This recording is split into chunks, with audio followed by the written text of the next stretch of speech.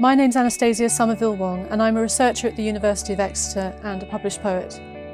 I want to create original and immersive experiences of poetry using a growing collection of my poems that explore the way we humans interpret and are formed by the environments we experience. I'm calling this project The Poetry of Places, a culture maker's fusion arts initiative. The idea is to engage a much wider public with poetry, and specifically a kind of reflective and sensory poetry that I believe has the potential to influence culture in ways that will help us to meet our global challenges.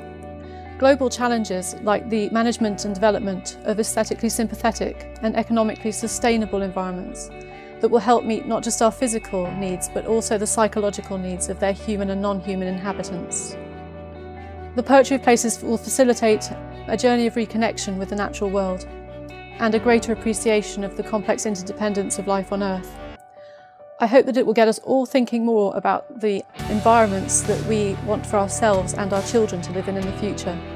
I'm going to create innovative events and exhibitions, working with videographers and other artists and using the latest technologies and research to enhance and inspire the poetic and artistic content.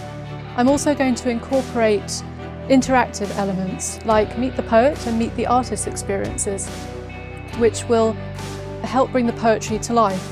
With these, the artistic community and the general public can also submit questions to us for this video material or ask questions directly of us at the live events. The videographers will try to visualise the poems by digging deeper into the spaces that inspired them, capturing aspects we don't normally notice, using lenses and techniques, for example, that allow us to see things in microcosm or macrocosm, or in slow motion or accelerated motion, and using abstract, impressionist and non-literal approaches.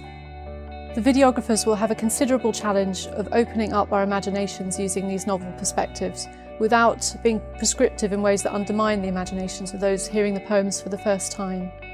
However, they'll work in close conversation with me about the interpretations and visualizations of the poetry so that we produce all the elements that are complementary in the final offering. I'll also write further poems that are based on the places that are important to them, which they'd like to film, so that this will be a truly reciprocal process. By building a community of artists from around the UK and beyond, there'll eventually be representation of all Earth's natural diversity, and this will provide a fantastic range of events and exhibitions and also a great resource for researchers. Through the media of the poetry and arts itself and through a page on our blog which I'm calling Short Stories from the Cutting Edge, this project should facilitate critical reflection and discussion around research inquiries such as different cultural understandings of the value to be found in natural environments and in hybrid environments which are part natural, part artificial. The ways particular environments can contribute to human health and well-being. What we mean by sustainable and how we decide what should and should not be conserved.